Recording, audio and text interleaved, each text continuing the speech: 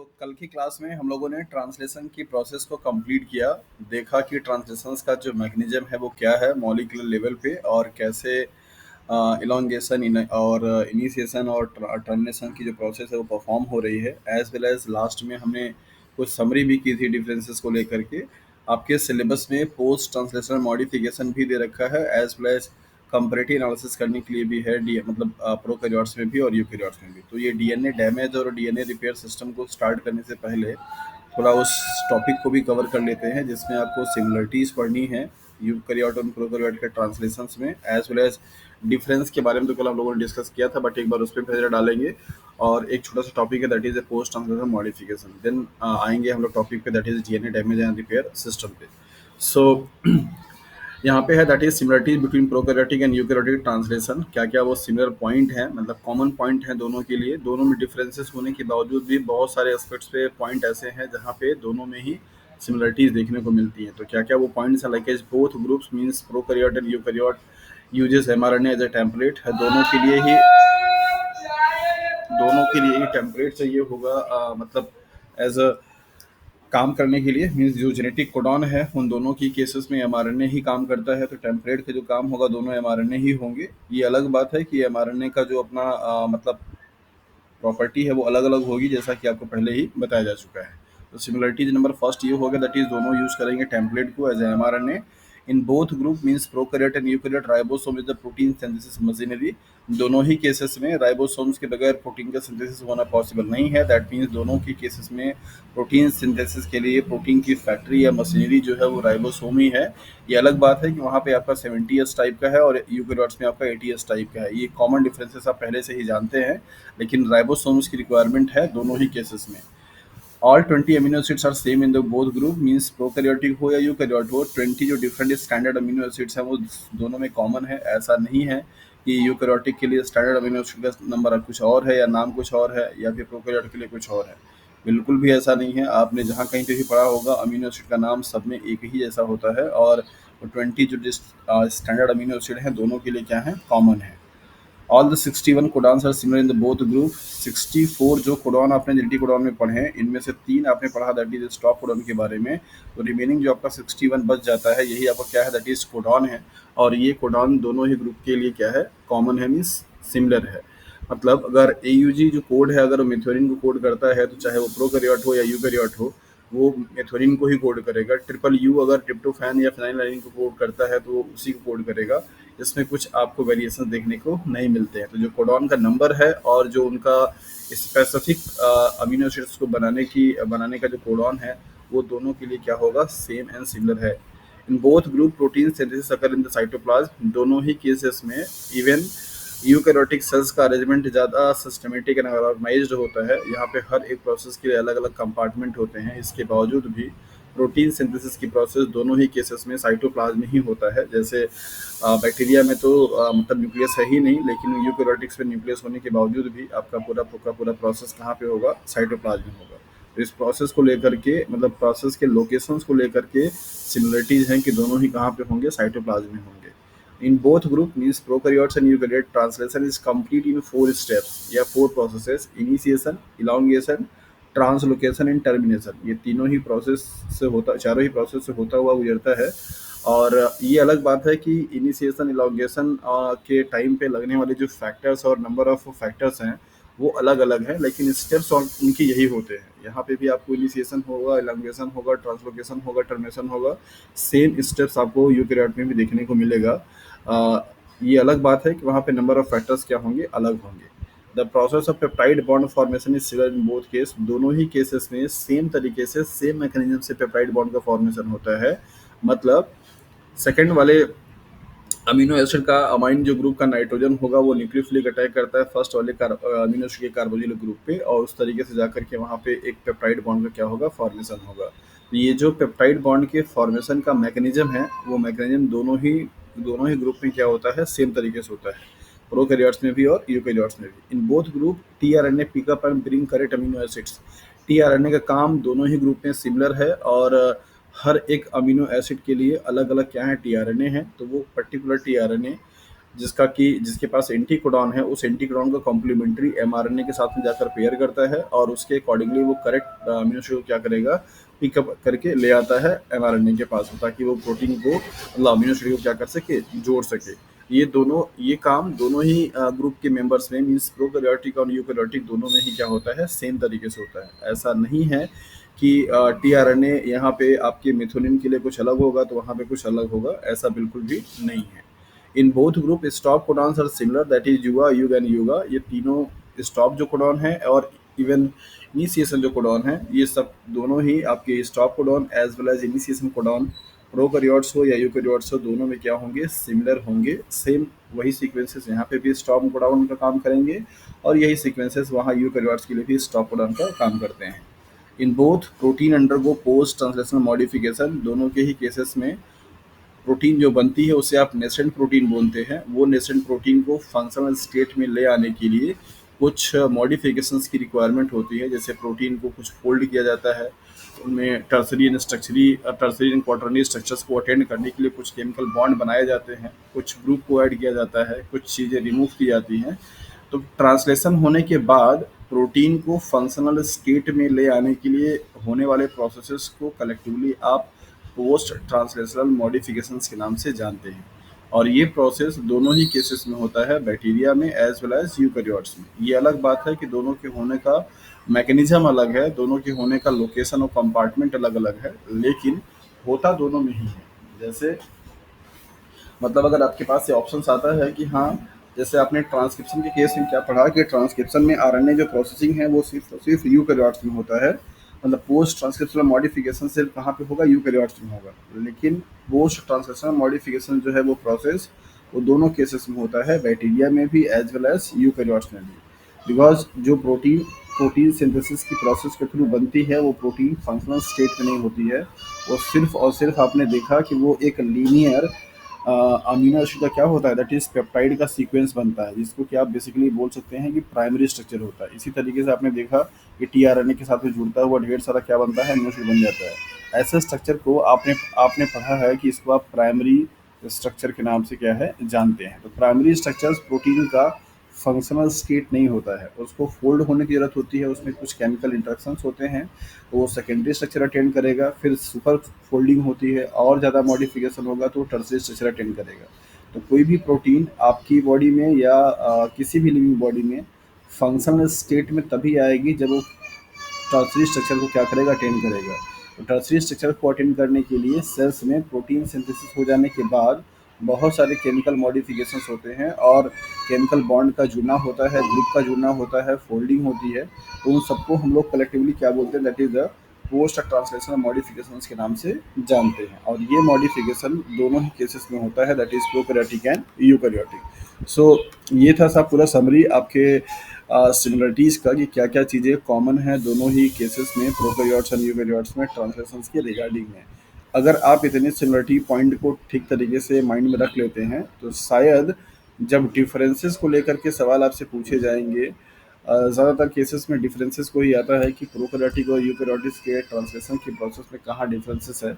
तो अगर आपको सिमिलरिटीज़ पता है तो ये ज़्यादा पॉसिबिलिटी बन जाती है कि आप डिफरेंसेस आसानी से बता पाएँ और गलतियाँ वहाँ पे ना हो। जैसे अब सपोज अगर आपको एक ऑप्शंस के रूप में यही दे देता कि हाँ, पोस्ट ट्रांसलेशनल मॉडिफिकेशंस की प्रोसेस दोनों केसेस में होती है या नहीं, तो शायद कन्फ्यूजन आपको बन जाता। आपको लगता कि शायद ट्रांसलेशंस के बाद का जो प्रोसेस है वो यूकैरियोट्स में एंडोप्लाज्मिक रेटिकुलम और गोल्गी बॉडी में होता है, तो बैक्टीरिया में तो ऐसा कुछ है नहीं, तो शायद मेरे ख्याल से वहाँ पे नहीं होना चाहिए।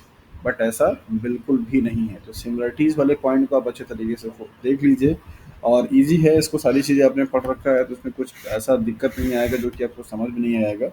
सो देखते हैं यहाँ पे डिफरेंसेस को लेकर के। वैसे डिफरेंसेस कल मैंने आपको एक टेबल के फॉर्म में समझा दिया, समरी कर दिया था, बट कुछ और कोई पॉइंट हैं कल मैं जब देख रहा था तो मुझे लगा कि इन पॉइंट्स को भी डिस्कस करना आपके लिए ज़रूरी है, ताकि अगर आपके एग्जाम में कुछ टफ लेवल का भी क्वेश्चंस बने तो आप आसानी से उसको सॉल्व कर पाए।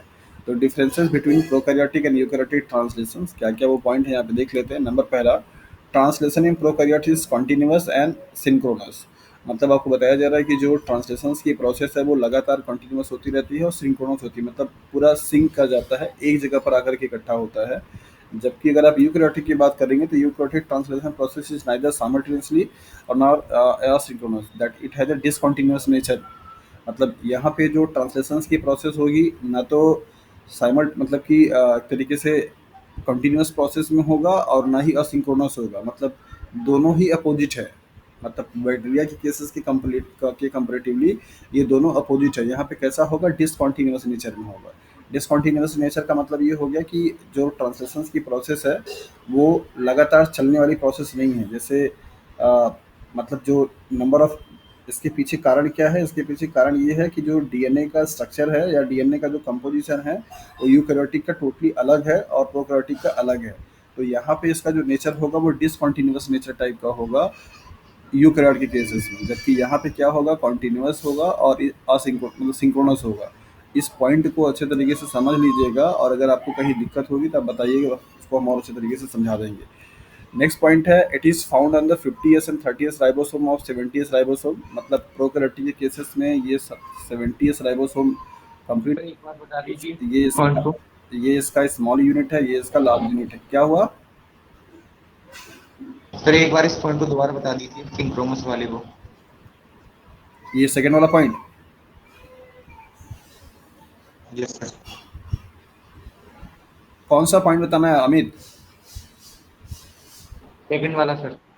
हाँ, मतलब कि जैसे देखिए बैक्टीरिया के केस में जो प्रोसेस हो रहा है वो लगातार कंटिन्यूअस हो रहा है। जैसे आपने पढ़ा था ट्रांसक्रिप्शंस को लेकर के था। ट्रांसक्रिप्शन से मैंने आपको क्या पढ़ाया कि बैक्टीरिया के केस में ट्रांसक्रिप्शंस हो रहे होते हैं और जितना एमआरएनए आपका बना हुआ होता है उतना उतना एमआरएनए का पूरा उसी टाइम पे क्या हो रहा होता है, ट्रांसलेशंस भी हो रहा होता है।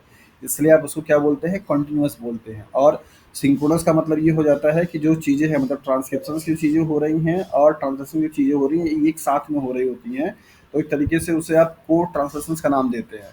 जबकि यहाँ यूकैरियोटिक के केसेस में क्या है, ऐसा नहीं है। पहले वहाँ पे आपका ट्रांसक्रिप्शन होगा और ट्रांसक्रिप्शन होने के बाद भी आरएनए की प्रोसेसिंग होगी, तब इसके बाद जाकर के आपका क्या होगा, ट्रांसलेशन होगा। तो ट्रांसलेशन की प्रोसेस कंटिन्यूअस नहीं है, वो कैसा है, मतलब डिसकंटिन्यूअस है।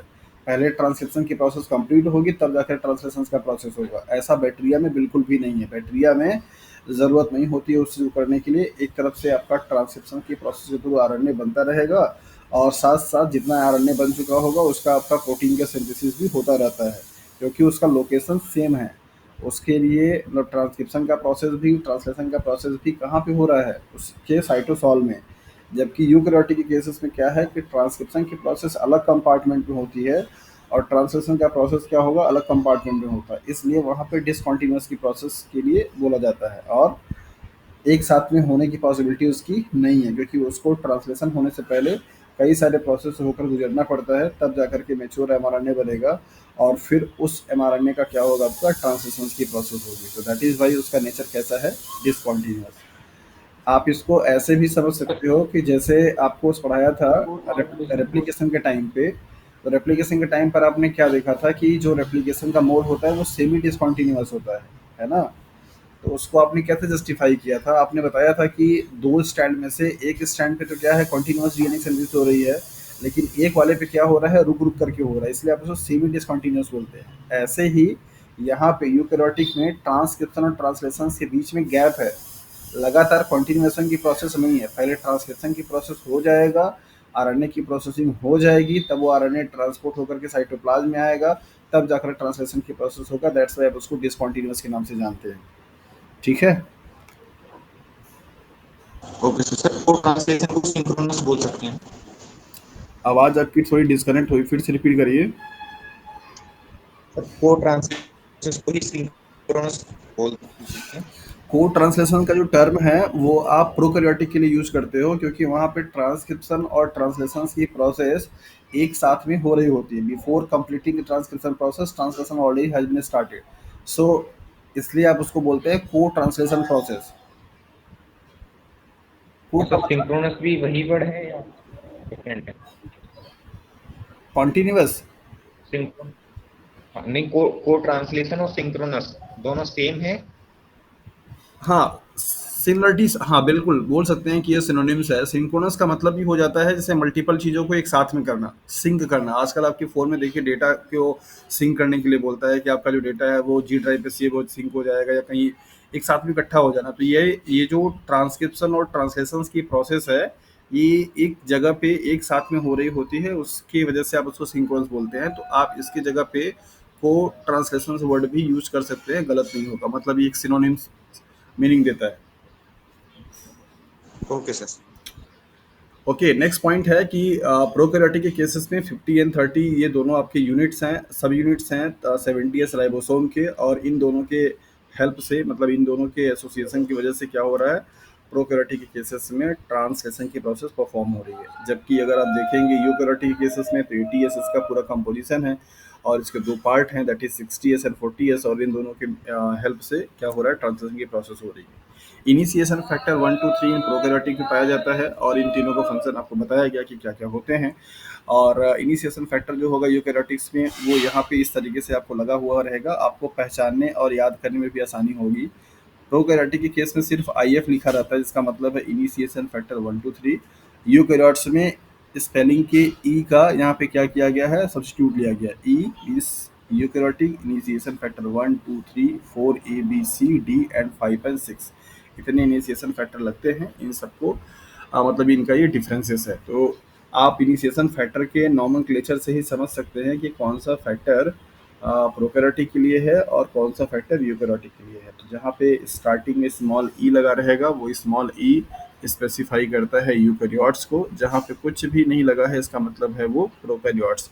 तो आई एफ 1 2 3 तो आपने देख ही लिया। तो ये कुछ बेसिक डिफरेंसेस जो कल की क्लास में छूट गए थे, आप डिफरेंस वाले टेबल को और इस वाले पॉइंट को एक जगह मर्ज कर लेंगे तो आपको काफ़ी अच्छे तरीके से पॉइंट्स मिल जाएंगे डिफरेंसेस को लेकर के। तो मुझे लगा कि इन पॉइंट्स को भी आपको डिस्कस करना चाहिए, दैट्स वाई आज इसको मैंने यहाँ पे समरी कर दिया। सो फाइनली ट्रांसक्रिप्शन ट्रांसलेशन की जो प्रोसेस प्रोकैरियोटिक और यूकैरियोटिक में कैसे है, क्या डिफरेंसेस है, सिमिलरिटीज़ है, अब आपके पास पूरा कंप्लीट डेटा इन्फॉर्मेशन चला गया।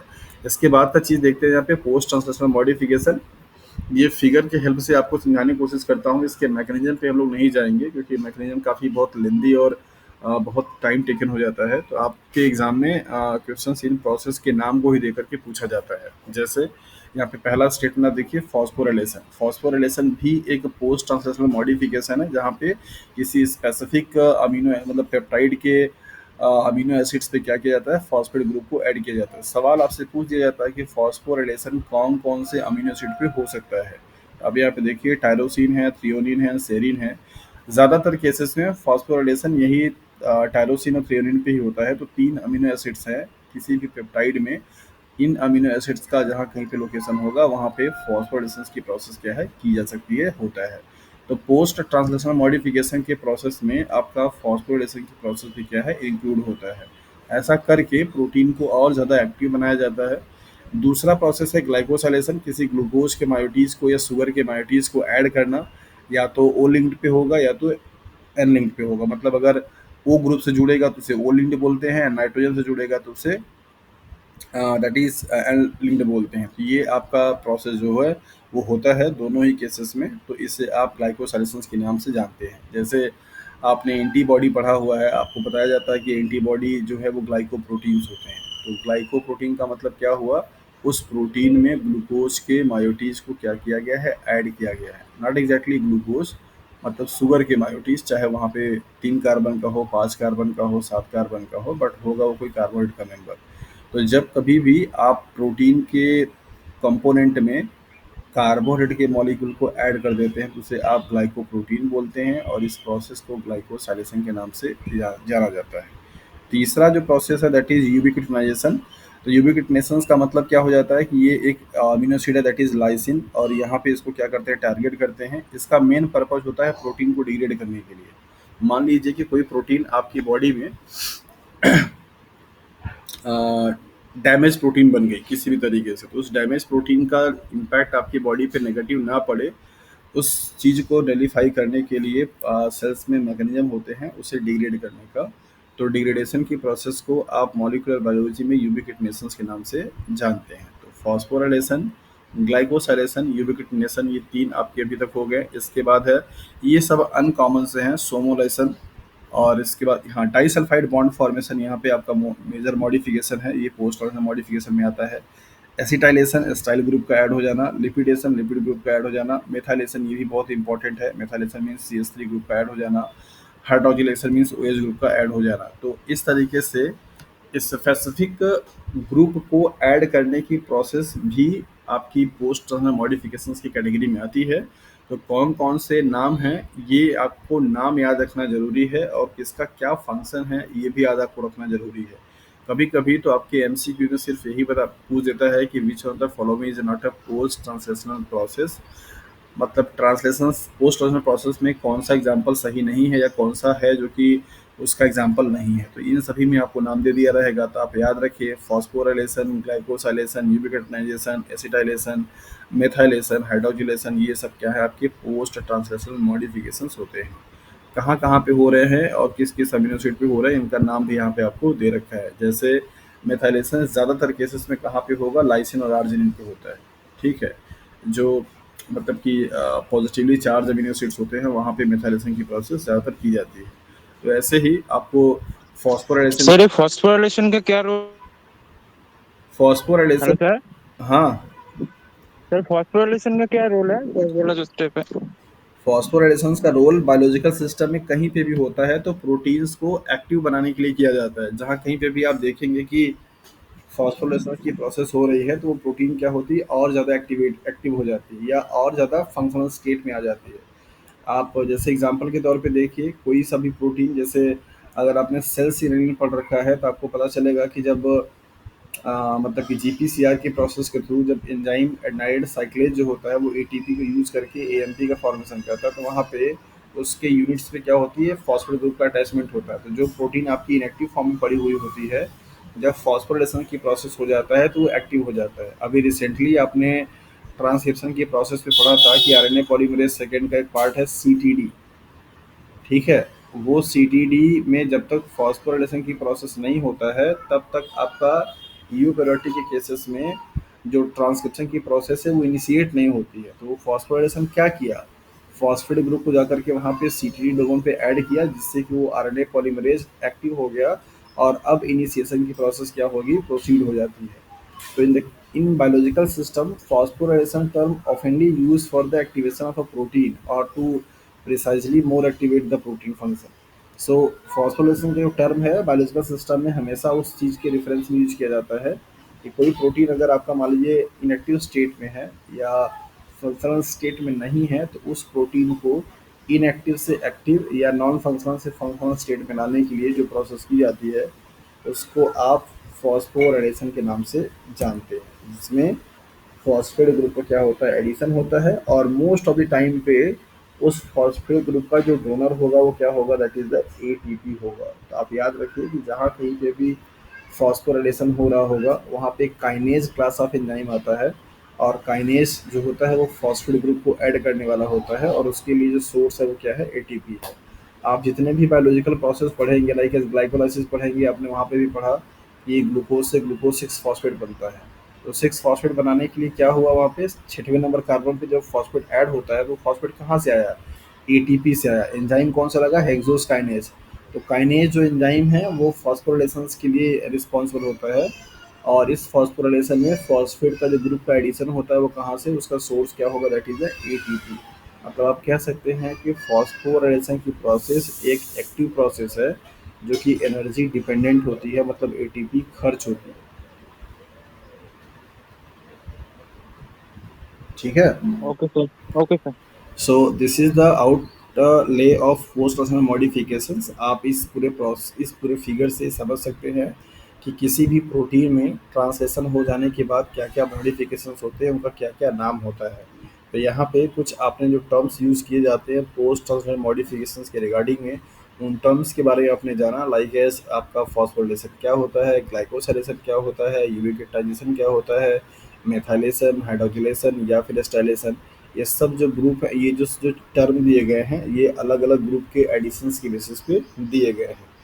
सो यहाँ पे अगर आप देखेंगे तो आपको पोस्ट ट्रांसलेशनल मॉडिफिकेशंस में कुछ स्टेप्स जो कि ज़्यादा इंपॉर्टेंट है उनको यहाँ पे हम देख लेते हैं। जैसे एन लिंक्ड ग्लाइकोसाइलेशन, मतलब जब किसी भी ग्लूकोज या शुगर के बायोटीज को प्रोटीन के एन टर्मिनल पे नाइट्रोजन एलिमेंट से क्या कर दिया जाए, ऐड कर दिया जाए, तो उसे आप एन लिंक्ड ग्लाइकोसाइलेशन के नाम से जानते हैं।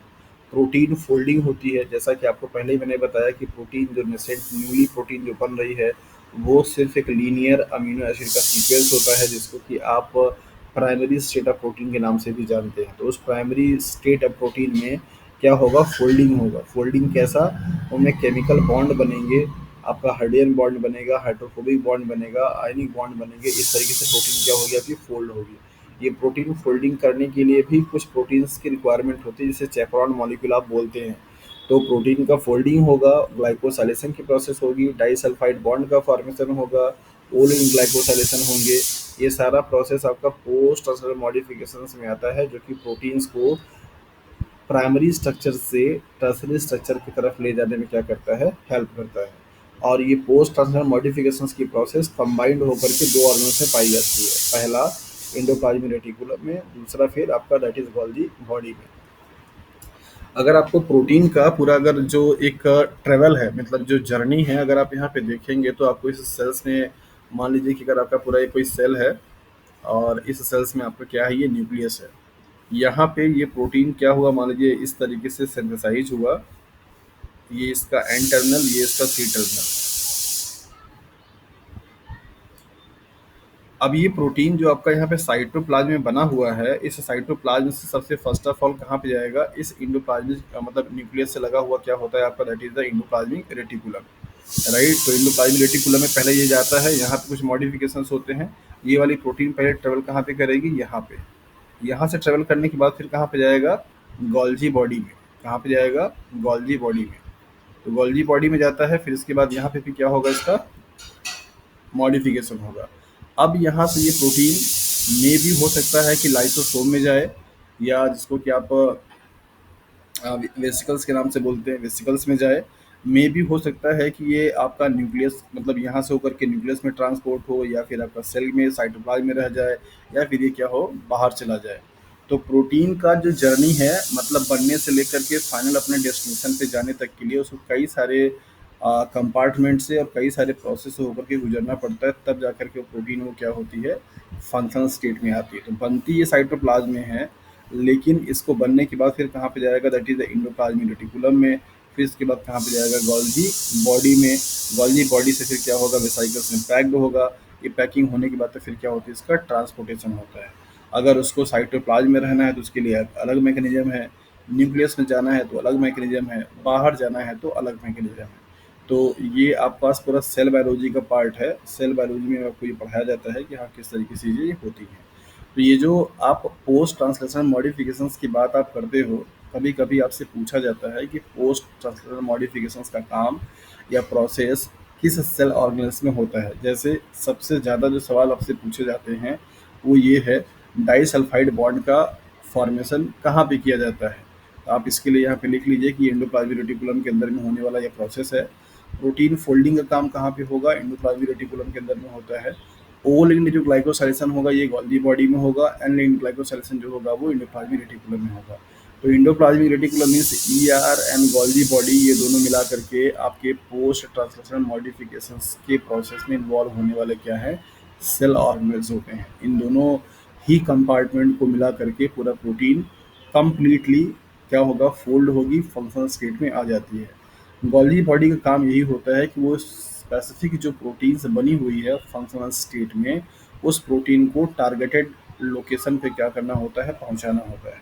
मतलब अगर उसको साइटोप्लाज्म में रहना है, या फिर उसको न्यूक्लियस में जाना है, या फिर माइटोकॉन्ड्रिया में जाना है, या फिर गोल्गी बॉडी में जाना है, या फिर एंडोप्लाज्मिक रेटिकुलम में जाना है, या सेल के बाहर जाना है, या उसको मेम्ब्रेन में जाकर के अटैच होना है, तो जहाँ कहीं पे भी उसका लोकेशन होगा, उस जगह पे उसको फाइनली क्या करना होता है, ट्रांसपोर्ट करने में क्या करता है, वो हेल्प करता है। और इंडोप्लाज्मिक रेटिकुलम क्या है, मेजर मॉडिफिकेशन का काम कहाँ पे होगा, that is the endoplasmic reticulum में। ओके, तो ये दोनों ऑर्गेनल्स आपको यहाँ पे इसलिए लगाएगी क्योंकि ये जो प्रोसेस है वो दोनों कंबाइंड रूप से इसमें और इसमें मिला करके क्या होती है, परफॉर्म होती है। So this is all about the post-translation modification summary and outlay and the differences and similarities between the translations in eukaryotic and prokaryotic. Now come to the next, that is हमारा जो आज का topic है, that is DNA damage and DNA repair. तो DNA damage से मतलब यहाँ पे है डीएनए म्यूटेशन से. तो मतलब बेसिकली जैसा कि आपने देखा कि अब तक की जो प्रोसेस आपने पढ़ा, इस डीएनए का रेप्लिकेशंस का प्रोसेस होना और इसके बाद ट्रांसक्रिप्शन का प्रोसेस का होना और इसके बाद ट्रांसलेशन की प्रोसेस का होना, ये सभी प्रोसेस काफ़ी एक्यूरेटली होते हैं. मतलब कि इन सभी में प्रूफ रीडिंग की एक्टिविटी आपको ऑलमोस्ट हर स्टेप पे देखने को मिल जाती है. मतलब डीएनए में कोई भी किसी भी तरीके से कुछ डैमेज ना आए, कोई प्रॉब्लम ना हो, इस चीज़ को लेकर के मतलब हमारी बॉडी में कई हर एक लेवल पे क्या होते हैं, मैकेनिज्म होते हैं उसको क्योर करने का.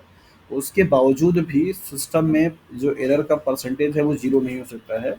थोड़ी बहुत परसेंट में आपको एरर देखने को मिल ही जाती है. उसके पीछे कारण कुछ और हो सकता है, लाइक एज कोई बाहरी फैक्टर आकर के इन्वॉल्व हो सकता है, या आपके सेल्स में ही कोई जो दैट इज़ उसको रिपेयर करने वाले जो आपके प्रोटीन या फैक्टर्स हैं उनमें कोई प्रॉब्लम हो सकती है. सो ये सब पॉसिबल कॉजेज हो सकते हैं कि इतनी स्ट्रिक्ट प्रूफ रीडिंग वाली प्रोसेस को होने के बावजूद भी डीएनए में कुछ परसेंट में आपको चेंजेस देखने को मिल जाता है.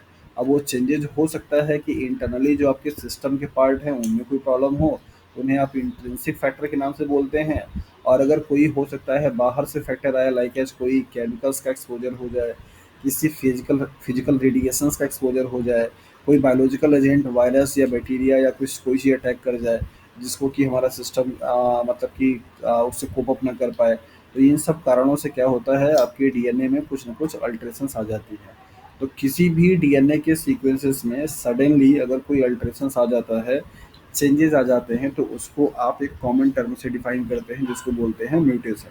म्यूटेशन बेसिकली बायोलॉजिकल सिस्टम में एक ऐसा टर्म है जो कि आपको डिफाइन करता है कि अगर जो नॉर्मल सीक्वेंसेस होते हैं डीएनए के, उन डीएनए के नॉर्मल सीक्वेंसेस में किसी भी तरीके से इवन एक सिंगल बेस पेयर या सिंगल न्यूक्लियोटाइड में भी के सीक्वेंसेस में अगर कोई वेरिएशन अगर आएगा, तो उसको आप टर्म नाम देते हैं दैट इज द म्यूटेशन, जो कि एक डैमेज है. ये म्यूटेशन में भी आपके सिस्टम में पाए जाने वाले जो डिफरेंट टाइप्स के factor, enzymes and proof reading activity perform करने वाले एजेंट्स हैं, उनमें प्रॉब्लम की वजह से हो सकता है, या समटाइम्स एक्सटर्नल हो सकता है, लाइक एज कोई फिजिकल एजेंट हो, कोई केमिकल एजेंट हो, या फिर कोई बायोलॉजिकल एजेंट हो. मतलब बायोलॉजिकल म्यूटाजेन, फिजिकल म्यूटाजेन या केमिकल म्यूटाजेन. म्यूटाजेन एक टर्म है जो कि डिफाइन करता है कि ऐसे एजेंट म्यूटाजेन मतलब म्यूटेशन कॉजिंग जो एजेंट होते हैं. म्यूटाजेन का मतलब होता है म्यूटेशन को जनरेट करने वाले. तो म्यूटेशन को जनरेट करने वाले एंटिटीज को आप म्यूटाजेन के नाम से जानते हैं. मे बी ये आपका केमिकल हो सकता है, फिजिकल हो सकता है, या बायोलॉजिकल हो सकता है.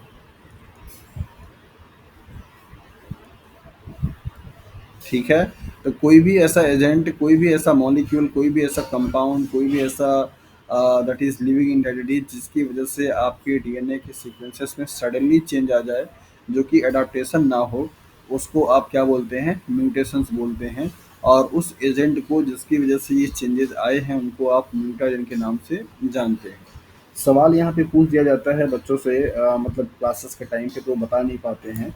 म्यूटेशन में भी डीएनए का चेंजेज हो रहा होता है, क्रॉसिंग ओवर में भी डीएनए का चेंजेज हो रहा होता है, इवोल्यूशन के टाइम पे भी डीएनए में चेंजेज हो रहे होते हैं. तो जब डीएनए के चेंजेस को लेकर के इतना प्रोसेस ऑलरेडी है, और ये सब प्रोसेस आपको अच्छे तरीके से पढ़ाए जाते हैं, और ये एक पॉजिटिव सेंस में क्या है, काउंट किया जाता है. बताया जाता है कि अगर डीएनए के सीक्वेंसेस में अल्ट्रेशन ना हो, वेरिएशन कॉज नहीं होगा, और अगर वेरिएशन ना हो तो फिर कोई इवोल्यूशन नहीं हो पाएगा. मतलब जो हमारे दादा परदादा के अंदर में क्वालिटी थी, वही आज के जनरेशन के बच्चों में ही क्वालिटी देखने को मिलेगी. और अगर ऐसा हुआ तो ये बहुत बड़ा लॉस हो जाएगा हम ह्यूमन स्पीसीज़ को, या किसी भी लिविंग सिस्टम की स्पीसीज़ में, अगर इवोल्यूशन की प्रोसेस नहीं हुई तो. इवोल्यूशन बहुत ही मैंडेटरी है और बहुत ही क्रूशियल पार्ट है कि किसी भी ऑर्गेनिज्म में जनरेशन टू जनरेशन आपको चेंजेस देखने को मिलते हैं. आप देख लीजिए, कंपेरेटिवली कर लीजिए, हम सभी लोगों को लगता है कि हम सब लोग ज़्यादा मतलब एडवांस हैं अपने पेरेंट्स से, मतलब हमारे पेरेंट्स उतने अवेयर नहीं हैं आज के टेक्नोलॉजी और टेक्निक को लेकर के जितने हम हैं। लेकिन आप कंपेयर कीजिए अपने बच्चों से, आपको लगेगा कि आपके बच्चे मतलब हमारे बच्चे हमसे ज़्यादा जानते हैं, और बच्चों को यही लगता है कि अरे पापा लोगों को कुछ आता होता नहीं है, ये लोग को नहीं आइडिया है कि हाँ क्या ये लोग जानते हैं, हम लोग ज़्यादा जानते हैं। आजकल के बच्चे क्लास फिफ्थ में हैं, तभी से उनके पास मेल आईडी है, तभी से वो गेम खेल रहे हैं, तभी से वो लैपटॉप चला रहे हैं। और हम आप जब अपने स्टूडेंट लाइफ में थे तो शायद किसी के पास ट्वेल्थ क्लास तक तो कोई मेल आईडी ही नहीं रही होगी, कोई ग्रेजुएशन में बनाया होगा तो कोई मास्टर्स में बनाया होगा, इस तरीके से चीज़ें हो रही थी। तो ये जो जनरेशन टू जनरेशन आपको एडवांसनेस देखने को मिलता है, इसके पीछे का कारण क्या है आप बताते हैं? That is the variation.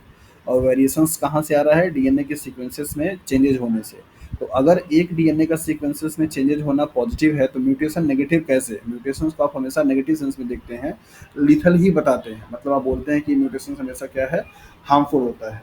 तो क्या आप में से कोई इस स्टेटमेंट को जस्टिफाई कर पाएगा कि in case of mutation there is also change in the DNA sequences, while in the case of variation there is also change in the DNA sequences? तो दोनों की केसेस में डीएनए का चेंजेज होने के बावजूद भी एक में ज़्यादा मतलब एक में पॉजिटिव सेंस लिया जाता है और दूसरे केस में नेगेटिव सेंस लिया जाता है। क्या इस पे कोई आप एक्सप्लेनेशन दे सकते हैं कि ऐसा क्यों?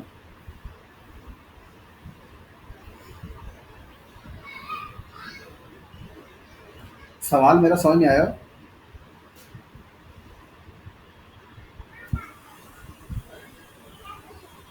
सर एक बार फिर से रिपीट करिएगा क्वेश्चन। क्वेश्चन मेरा ये है कि वेरिएशन जो कि आप पढ़ते आए हैं क्रॉसिंग ओवर के टाइम पे या फिर एवोल्यूशन के टाइम पे, वेरिएशन में भी डीएनए के सीक्वेंसेस में चेंजेस होते हैं, जिसकी वजह से हम सभी लोग अपने पेरेंट्स से सिमिलर तो हैं बट एग्जैक्टली कॉपी नहीं है, राइट? वहाँ पे भी डीएनए में सीक्वेंस में चेंजेस हो रहा है। म्यूटेशन में भी आपको यही पढ़ाया जाता है कि डीएनए के सीक्वेंसेस में चेंजेस होते हैं। तो म्यूटेशंस को हमेशा आप नेगेटिव देखते हैं, मतलब म्यूटेशंस हमारे लिए हार्मफुल होता है, जबकि वेरिएशन हमारे लिए पॉजिटिव होता है, यूज़फुल होता है। तो सवाल मेरा ये है कि दोनों ही प्रोसेस में, मतलब वेरिएशन की प्रोसेस में और म्यूटेशन की प्रोसेस में, दोनों में ही डीएनए के सीक्वेंसेस में ही चेंजेस हो रहा है, लेकिन एक प्रोसेस में वेरिएशंस को पॉजिटिवली काउंट किया जाता है जबकि म्यूटेशंस को नेगेटिवली काउंट किया जाता है। तो ऐसा क्यों है? दोनों में ही अगर डीएनए का सीक्वेंसेस चेंज हो रहा है तो एक नेगेटिव और एक पॉजिटिव क्यों? सर वेरिएशंस में मिक्सिंग होती है जीन्स की, तो जो एलिलीज होती हैं, जो मतलब जो डोमिनेंट है वो काम करेगी या कुछ नया बन के आएगा। पर म्यूटेशन तो में क्योंकि अल्टीमेटली साइलेंसिंग हो जाती अल्टीमेटली चेंज ही तो हुआ ना, मतलब जो डीएनए का सीक्वेंसेस है है, वो अल्टर हुआ, चाहे वो मिक्सिंग सर करके हुआ दोनों में चाहे वो। चेंज सर होता है। हाँ। सर वेरिएशन जो है सर वो ग्रेजुअल होता है और इवोल्यूशन के अकॉर्डिंग होता है, इसमें बॉडी अडेप्ट करती है धीरे धीरे। और म्यूटेशन सर सडन प्रोसेस होती है और ये हार्मफुल भी हो सकता है, यूजफुल भी हो सकता है, लेकिन सर वेरिएशन समय की मांग होती नहीं, है इवोल्यूशन जिससे तो सर बाई बॉडी का प्रोडक्ट है अडेप्टेशन। वेरिएशन का। मेरा सवाल इवोल्यूशन से नहीं है, मेरा सवाल सिर्फ वेरिएशन और म्यूटेशन से है कि हाँ वेरिएशन में भी डीएनए का सीक्वेंस अल्टर हो रहा है। सर वेरिएशन से सर वेरिएशन से तो सर एवोल्यूशन होता है। अगर मतलब धीरे धीरे वेरिएशन आएगा तो स्पीसीज पेरेंट्स स्पीसीज से न्यू स्पीसीज डिफर हो जाएगी, लेकिन सर हाँ हाँ, उसमें टाइम बिल्कुल लगता बिल्कुल है और बिल्कुल। म्यूटेशन एकदम सडन हो जाता है, बॉडी अडॉप्ट। सर म्यूटेशन में जीन साइलेंस हो जाते हैं, हो सकता है किसी जीन का इनएक्टिवेशन हो जाए जिसके चलते हार्मफुल इफेक्ट्स आते हैं। वेरिएशन में इनएक्टिवेशन नहीं होता है। सर वेरिएशन में ये हो सकता है कि एक जनरेशन में वो जीन का एक्सप्रेशन ना हो, लेकिन वो नेक्स्ट जनरेशन में जाके वो जीन का एक्सप्रेशन हो। लेकिन म्यूटेशन में क्या होता है, म्यूटेशन में मतलब अगर किसी डीएनए में डैमेज है तो वो नेक्स्ट जनरेशन में भी वो सेम डैमेज दिख सकता है। अच्छा, ओके। मतलब आप लोग अगर सपोज कीजिए कि किसी फॉर एग्जांपल जैसे बायोटेक का एग्जाम होता है सीजीपीटीएम के लिए, वहाँ पे डिस्क्रिप्टिव एग्जाम होते हैं। अगर ये सवाल आपको आएगा जस्टिफाई करने के लिए तो आप क्या क्या पॉइंट मेंशन करेंगे? यही पॉइंट मेंशन करेंगे?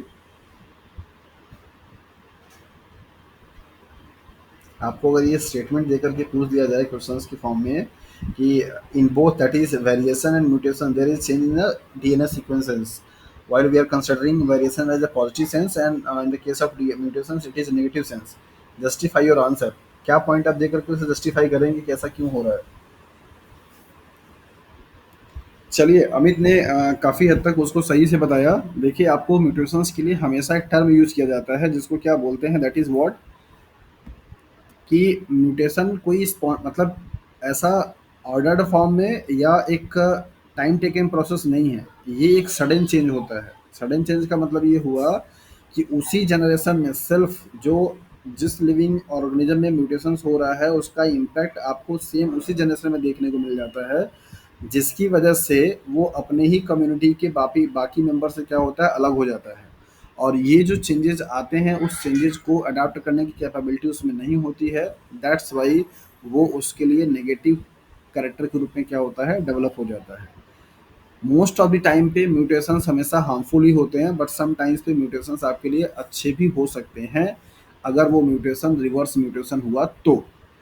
जबकि वेरिएशन अगर आप देखेंगे तो वेरिएशन जो हो रही होती है उसका इम्पैक्ट आपके जनरेशन में, मतलब खुद के इंडिविजुअल की जनरेशन में देखने को नहीं मिलेगा, वो उसके नेक्स्ट जनरेशन में देखने को मिलता है। तो वो नेक्स्ट जनरेशन जो होती है उसके पास जो टाइम टेकन मिला अपने आप को अडाप्ट करने, उसकी जो ग्रो अप हुई उसके अकॉर्डिंगली हुई, वो उस एनवायरनमेंट में अपने आप को क्या करेगा, अडाप्ट कर लेगा। तो म्यूटेशंस जो है वो चेंजेस तो है डीएनए के सीक्वेंसेस में, लेकिन सडन है, अचानक से है। और ये अचानक जो हो रही है वो कोई बायोलॉजिकल मतलब कि ऐसे प्रोसेस की रिक्वायरमेंट की बेसिस पे नहीं हो रही है, ये एक डिफ़ॉल्ट है। जबकि वेरिएशन जो हो रही है वो प्रोसेस के थ्रू हो रही है, और ये वेरिएशंस का प्रोसेस उस ऑर्गेनिज्म को और बेहतर अडाप्ट करने के लिए, डेवलप करने के लिए किया जा रहा है। म्यूटेशंस के साथ में ऐसा नहीं है, म्यूटेशंस एक अनवांटेड चेंज होता है जिसको कि हम लोग या कोई ऑर्गेनिज्म चाहता नहीं है, वो उसके लिए रिक्वायर्ड नहीं है, लेकिन वो किसी सर्टेन मिस्टेक की वजह से, सर्टेन एजेंट की वजह से ऐसे अचानक से हो गया जो कि उसी की लाइफ में उसका इम्पैक्ट देखने को मिलता है, और वो अपने आप को उस आए हुए चेंजेस को अडाप्ट करने के लिए रेडी नहीं होता है, कैपेबल नहीं होता है। दैट्स वाई उसके लिए वो क्या होती है, प्रॉब्लमेटिक हो जाती है। चलिए आगे मूव करें।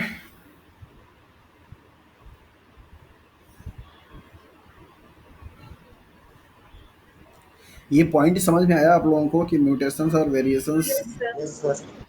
चलिए, यस। तो इसको अपने अपने लैंग्वेज के अकॉर्डिंगली आप इसको कहीं मेंशन कर लीजिएगा, ताकि आपको आगे भी कहीं अगर आप पढ़ा रहे हैं तो आप बच्चों से सवाल पूछें तो उसको बताने के लिए भी रहे, और अगर आपसे किसी इंटरव्यू वगैरह में पूछा जाए, एग्जाम में पूछा जाए, तो आप उसको अच्छे तरीके से दे भी पाएँ।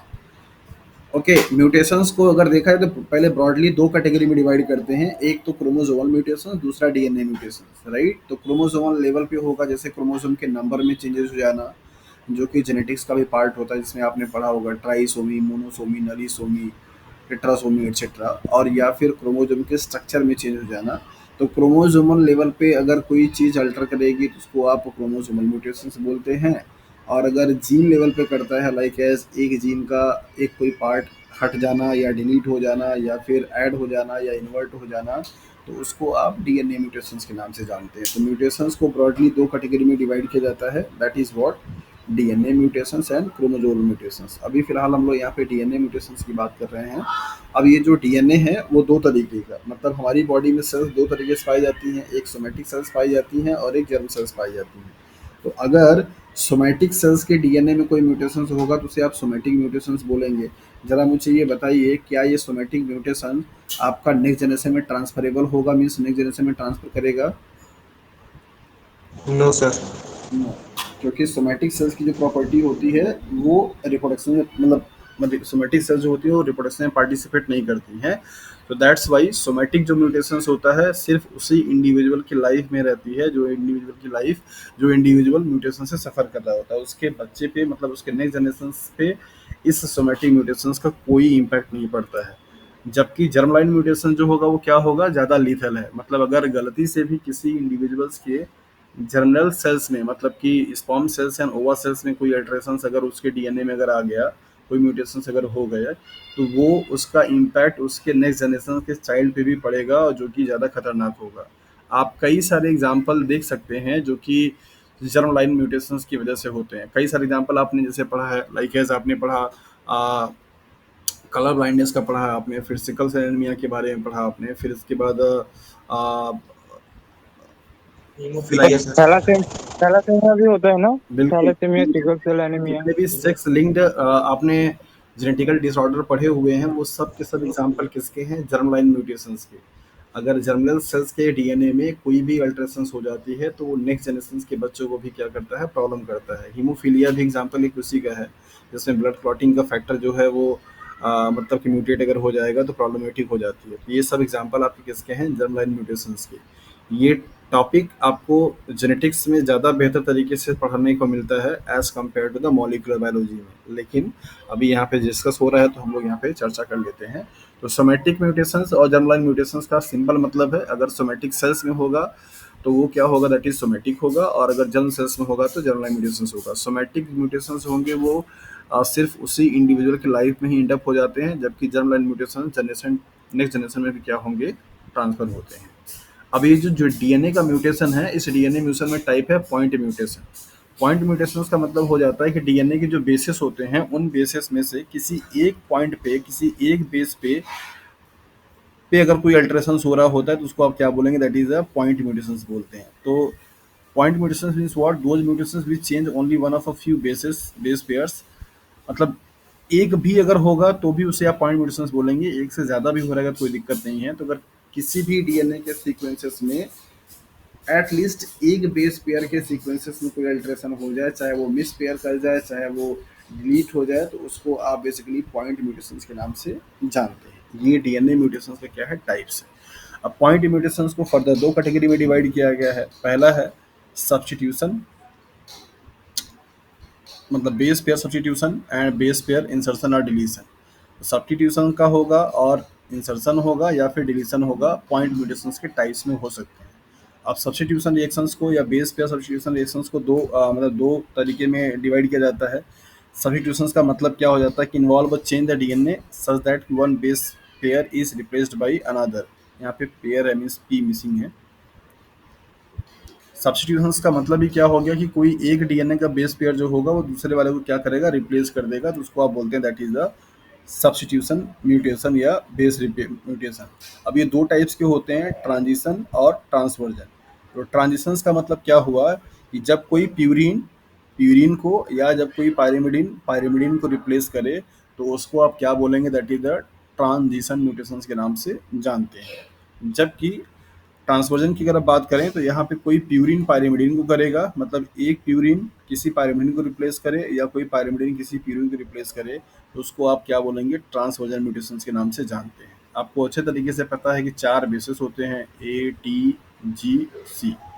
अगर आपको इसमें क्लासीफाई करना है प्यूरिन और पायरिमिडिन में, तो कौन कौन सा प्यूरिन होगा, कौन पायरिमिडिन होगा, जरा बताइए। ए और सर एडेनिन प्यूरिन रहेगा। पायरिन ए और जी क्या होगा, प्यूरिन। प्यूरिन और टी और सी क्या होंगे।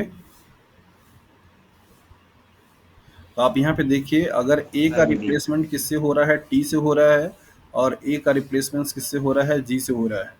अब इन दोनों में बताइए मुझे कि कौन सा ट्रांसवर्जन है, कौन सा ट्रांजिशन है। ए का जी से हो रहा है तो ट्रांजिशन हो जा रहा है, सर और ए का टी से हो रहा है तो ट्रांसवर्जन हो रहा है। गुड।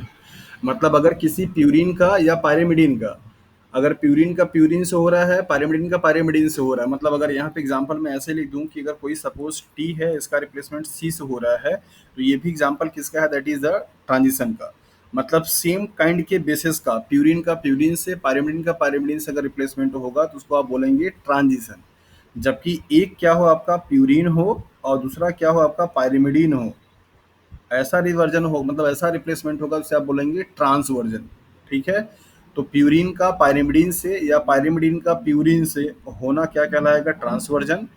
प्यूरिन का प्यूरिन से, पायरिमिडिन का पायरिमिडिन से कन्वर्जन होना या रिप्लेसमेंट होना क्या कहलाएगा, that is the transversion. Clear है। हाँ जी।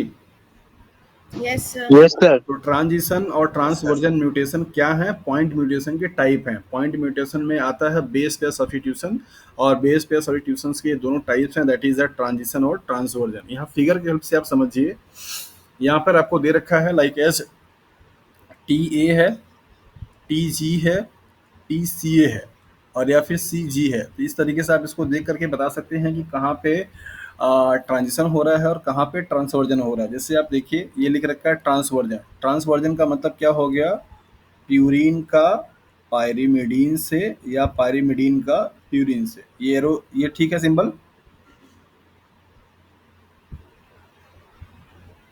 मतलब प्यूरिन का पायरिमिडीन से हो या पायरिमिडीन का प्यूरिन से हो, तो इसको आप क्या बोलेंगे, ट्रांसवर्जन। सिंपल भाषा में याद करने का तरीका आपको यहाँ पे मैंने लिख दिया, पी यू मतलब प्यूरिन, पी वाई मतलब पायरिमिडीन। देखिए यहाँ पे टी क्या है, पायरिमिडीन है, ए क्या है आपका, प्यूरिन है, तो टी का ए से रिप्लेसमेंट होगा तो भी टी का जी से, टी क्या है यहाँ पे, पायरिमिडीन है, जी क्या है आपका, प्यूरिन है, सी का ए से, सी क्या है आपका, पायरिमिडीन है, और ए क्या है, प्यूरिन है। तो इस तरीके से जितनी मैक्सिमम पॉसिबिलिटीज हैं, ये पॉसिबिलिटीज आपको यहाँ पे फिगर के हेल्प से दे दिया गया कि ये सब एग्जाम्पल किसके हैं, ट्रांसवर्जन के।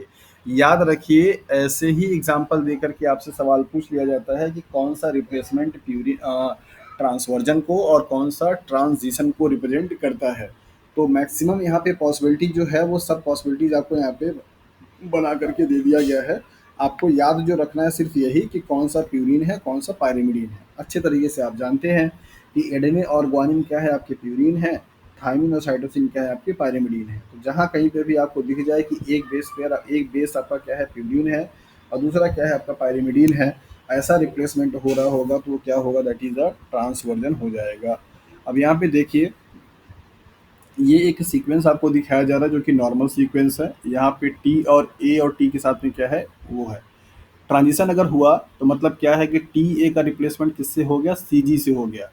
तो यहाँ पे देखिए, टी क्या है, पायरिडीन, और ए क्या है, प्यूरिन, सी क्या है, पायरिडीन, जी क्या है, प्यूरिन। तो प्यूरिन का प्यूरिन से, पायरिमिडीन का पायरिमिडीन से रिप्लेसमेंट होगा तो उसको आप क्या बोलेंगे, दैट इज ट्रांजिशन। ट्रांजिशन बोलेंगे।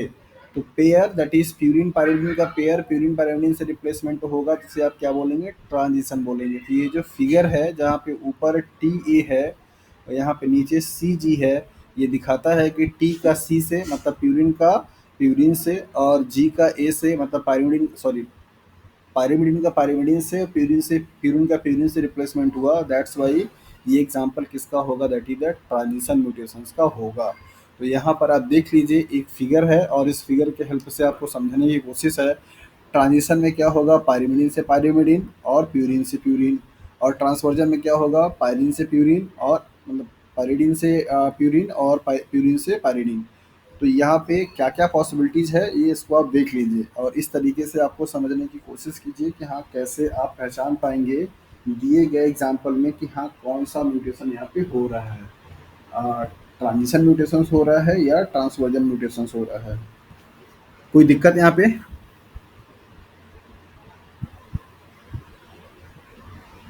ना सर। चलिए,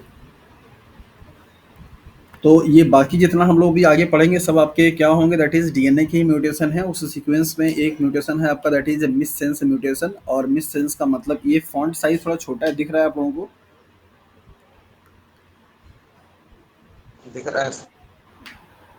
और जूम करूँ क्या, फिर लिखा नहीं पाएगा लेकिन। ओके, मिस सेंस का मतलब होता है कि change in DNA causes a change in mRNA codon that is different amino acid inserted in the peptide। मिससेंस का मतलब है, मान लीजिए फॉर एग्जांपल कि AUG कोडॉन था जो कि मेथियोनिन को क्या कर रहा था, कोड कर रहा था पेप्टाइड के अमीनो एसिड में। लेकिन इस AUG में कुछ ऐसा म्यूटेशन हो जाए कि मान लीजिए ये AUG के बजाय अब AUC हो जाए और ये मेथियोनिन की बजाय अब सिस्टीन को कोड करना शुरू कर दे। ऐसे टाइप के म्यूटेशंस को क्या बोलते हैं, मिससेंस म्यूटेशंस के नाम से जाना जाता है। कि जब ऐसा म्यूटेशन जो कि उस जेनेटिक कोडॉन में म्यूटेशंस का हो जाने के बाद जो नॉर्मल कंडीशंस में वो अमीनो एसिड बना रहा था उससे डिफरेंट टाइप का अमीनो एसिड बनाए, ऐसे टाइप के म्यूटेशंस को आप मिससेंस म्यूटेशंस के नाम से जानते हैं। फिनोटिपिक चेंजेस मे और नॉट मे रिजल्ट, मतलब मे भी हो सकता है कि जो इस म्यूटेशन से फिनोटिपिक एक्सप्रेशन दिखाई दे उसमें चेंजेस देखने को मिल भी सकते हैं और नहीं भी। ऐसा क्यों? क्योंकि अगर मान लीजिए जैसे फॉर एग्जाम्पल के तौर पे ऐसा पढ़ लीजिए कि ये वाला कोड लाइसिन को कोड कर रहा था और ये वाला कोड आर्जिनिन को कोड कर रहा है, राइट। तो लाइसिन भी आपका बेसिक अमीनो एसिड है, आर्जिनिन भी आपका बेसिक अमीनो एसिड है। तो हो सकता है कि अगर ये जो नॉर्मल वाला था और उसके बाद जो अल्टर वाला अमीनो एसिड है, इन दोनों का नेचर अगर सेम हो और फंक्शन ऑलमोस्ट अगर सिमिलर होगा तो आपको फिनोटाइपिक चेंजेस देखने को नहीं मिलेंगे। लेकिन अगर नेचर डिफरेंट हो, जैसे लाइक एक आपका यहाँ पे लाइसिन था लेकिन चेंज होने के बाद आपका क्या बन जाए, दैट इज एस्पार्टेट बन जाए, मतलब एक ये आपका बेसिक है, ये आपका एसिडिक है। इनका फंक्शन अलग हो जाएगा, मतलब नेचर अलग हो जाएगा। तो मिससेंस म्यूटेशंस के रिजल्ट से फिनोटाइपिक चेंजेस आपको देखने को मिल भी सकते हैं और नहीं भी मिल सकते हैं। Depends on that is alterations किस टाइप का हो रहा है और उससे बनने वाला जो न्यू अमीनो एसिड है उसका नेचर कैसा है, क्या सेम टाइप का है या डिफरेंट टाइप का है। सेम केमिकल कंपोजिशंस का होगा, मतलब सेम फंक्शनैलिटी वाला होगा, तो उसका इफेक्ट आपको फिनोटाइपिक में नहीं दिखेगा। अगर डिफरेंट का होगा तो इफेक्ट आपको देखने को मिल जाएगा। यहाँ पर आप देखिए वाइल्ड टाइप और म्यूटेंट टाइप आपको यहाँ पे दे रखा है। जैसे वाइल्ड टाइप में मान लीजिए CAC हिस्टीडीन को कोड कर रहा है, TGT सिस्टीन को कोड कर रहा है, TAC टायरोसिन को कर रहा है और GGT ग्लाइसिन को कर रहा है। अब यहाँ पे अगर म्यूटेशन हो जाए CAC के अजाय CAC ही है, ये हिस्टीडीन ही है। TGT आपका क्या है, TGT यहाँ पे था, यहाँ पे AGT हो गया, मतलब ये A रिप्लेस किससे हो गया, T से। अब यहाँ पे क्या है, सेरिन को कोड कर रहा है। बाकी आपके टायरोसिन ग्लाइसिन सेम है। तो यहाँ पे एक जो म्यूटेशंस हुआ, इस म्यूटेशंस को आप क्या बोल सकते हैं, मिससेंस म्यूटेशन। मतलब नॉर्मल कंडीशंस में ये सिस्टीन था, अब क्या हो गया, ये सेरिन हो गया।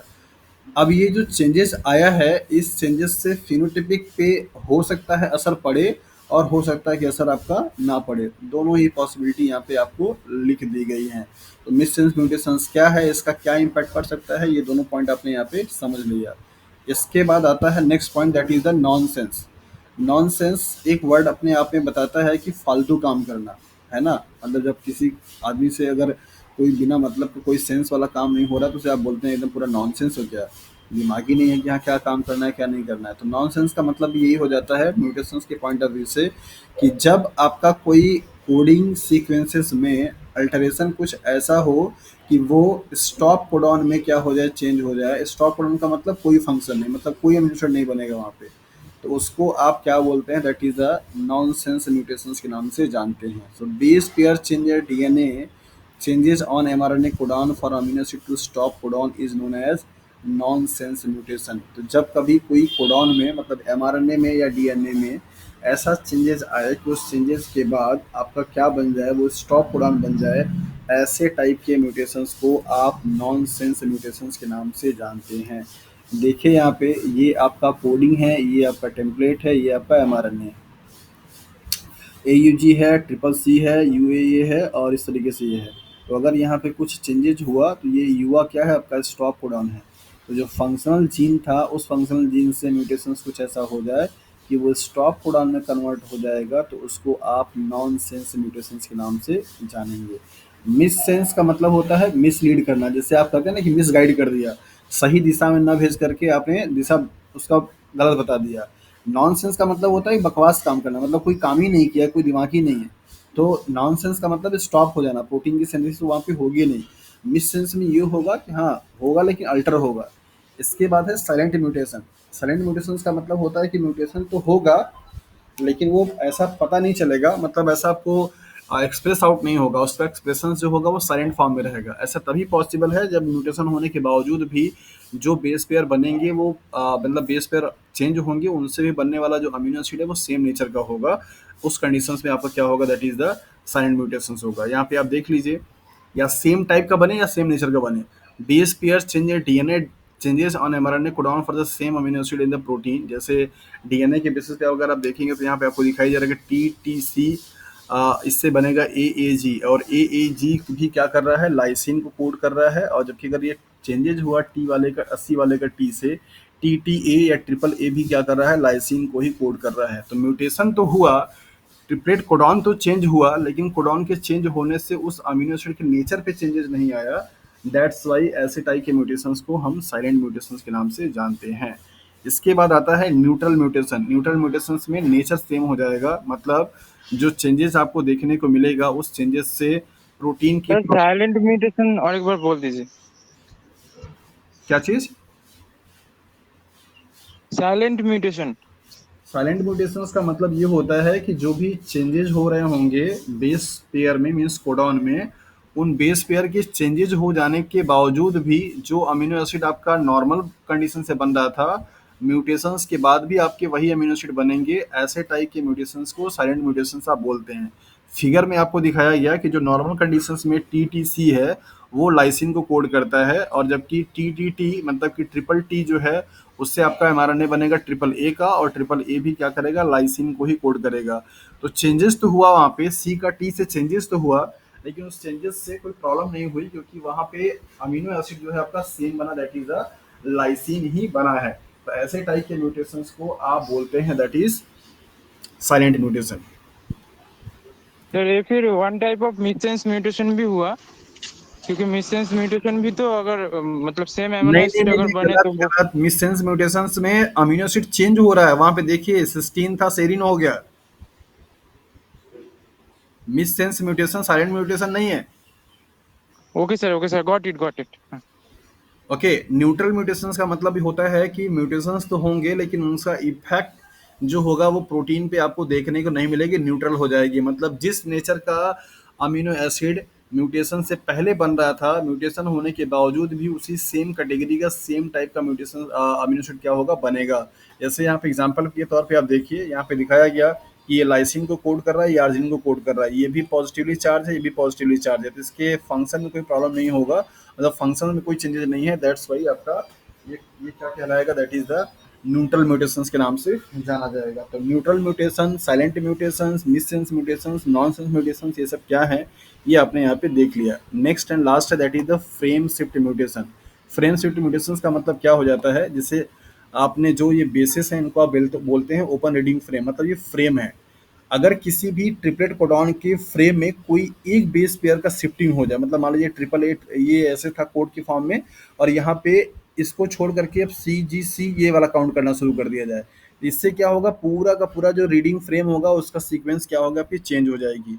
मतलब जब कभी भी किसी भी ट्रिपलेट कोडॉन में एक बेस पेयर का या तो डिलीशन हो जाए या तो एडिशन हो जाए, उसके हो जाने से जो चेंजेस आएगा, जो म्यूटेशंस आएगा, उसको आप बोलते हैं फ्रेम शिफ्ट म्यूटेशन। मतलब पूरा फ्रेम ही चेंज हो जाए। जैसे यहाँ पे आप देखिए नॉर्मल कंडीशंस में आप देखिए ये ACG, AGG, ACU, GCA, ये सब क्या है, आपके अलग अलग ट्रिपलेट कोडॉन है, अलग अलग अमीनो एसिड क्या कर रहे हैं, कोड कर रहे हैं। अब इस वाले की वो ट्रिपलेट कोडॉन का ये एक क्या हो जाए, यहाँ पे डिलीट हो जाए, तो अब ये जब यहाँ पे ए दो बचेगा तो दो पेयर किससे बनाएगा, इस वाले से बना लेगा, मतलब ये बन जाएगा। अब ये जो बनेगा अलग अमीनो एसिड बनाएगा, मतलब पूरा फ्रेम ही चेंज हो जाए। देखिए ऊपर वाले का कोई भी अमीनो एसिड यहाँ नीचे वाले पे नहीं बन रहा है। यहाँ पे थ्रियोनिन था, अर्जिनिन था, थ्रियोनिन था, एलानिन था, टायरोसिन था। यहाँ पे arginine, glycine, leucine, histidine, threonine इस तरीके से बनेगा, तो पूरा फ्रेम ही आपका क्या हो गया, चेंज हो गया। तो इस तरीके की म्यूटेशंस को आप बोलते हैं फ्रेम शिफ्ट म्यूटेशन। सो आज की क्लास में आपने देखा कि DNA म्यूटेशंस का जो सोमेटिक और ये सब टाइप्स है वो क्या है, और ट्रांजिशन का, ट्रांसवर्जन का क्या मतलब होता है, nonsense, missense, silent, neutral and frame shift mutations क्या हैं, क्या इनका एग्जांपल है, किस तरीके से होते हैं, ये सारा सब कुछ आपने देख लिया। मंडे की क्लास में हम लोग आगे इस टॉपिक को कंटिन्यू करेंगे, और इसके बाद फिर आपको DNA रिपेयर सिस्टम को भी क्या करेंगे, डिस्कस करेंगे। सो होपफुली कि आज की क्लास में दी गई जो इन्फॉर्मेशन है वो सारी चीज़ें आपको ठीक से समझ में आ गई होंगी। आपके पास संडे का टाइम है, पूरा लेक्चर हफ्ते भर का जो आपने पढ़ा है उसको टाइम निकाल करके अच्छे तरीके से रिवीजन करिए। जहाँ कहीं पे भी आपके पास नोट्स आप बना रहे हैं उसमें जो चीज़ें ऐड करने वाली हैं उनको आप ऐड अप करते चलिए।